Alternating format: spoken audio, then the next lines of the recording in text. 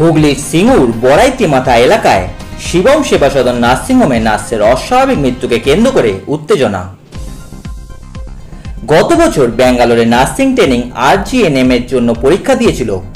সার্টিফিকেটের জন্য এই নার্সিংহোমে চাকরি করতে এসেছিল নন্দীগ্রামের রায়নগরের বাসিন্দা দীপালি জানা। গত 3 দিন আগে তিনি এই নার্সিংহোমে কাজে যোগ দেন। এরপর গতকাল রাতে তার ঝুলন্ত মৃতদেহ নার্সিংহোমের 4 তলার একটি ঘর থেকে পুলিশ উদ্ধার করে নিয়ে চলে যায়।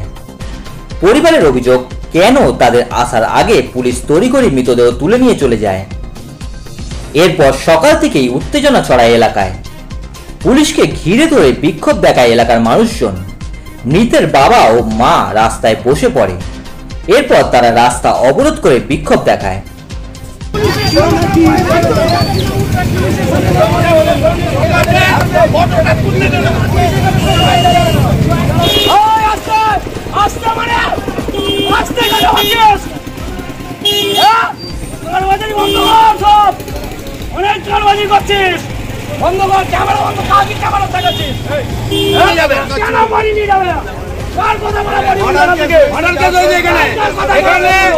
এই নার্সিং হোমে মহিলাদেরকে নিয়েছে অসামাজিক কাজকর্ম হয়, অসামাজিক কাজকর্ম হয়। মেয়ের বাবাকে না জানিয়ে বডি কেন নিয়ে যাবে? মেয়ের বাবাকে না জানিয়ে বন্ধ হবে, যতক্ষণে বার করবে প্রশাসন সুরা বার করবে, টেলিফোন পুরো বন্ধ থাকবে, একদম বন্ধ থাকবে।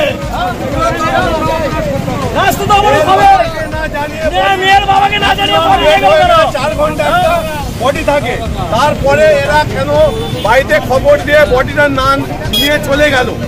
রাখা দরকার ছিল নার্সিংহোমে, কি হয়েছে না হয়েছে আর বাবা মা এসে দেখতো, তারপরে লাশ দিয়ে যেত। কিন্তু রাতের অন্ধকারে প্রশাসনকে সাথে নিয়ে, নামটা বলুন। আমার নাম প্রদীপ দাস। মেয়েকে রাতের অন্ধকারে প্রশাসনকে সাথে নিয়ে বডি এখান থেকে নিয়ে গেছে। কবি মেয়ের বাবাকে ফোন করেছে, তারা আসার অপেক্ষা করতে হতো।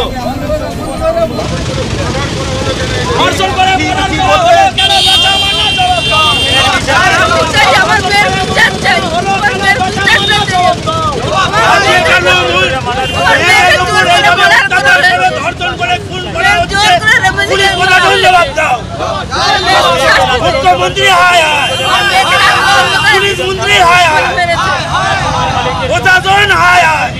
বসে আছে, আমরা গেলাম, গিয়ে কথাবার্তা বললাম, বলাটলার কি ব্যাপার না, শিবম যে সেবা সদন আছে ওখানে আমার দীপালি জানা নামে আমার মেয়ে ওখানে নার্সিংয়ের কাজ করছিল।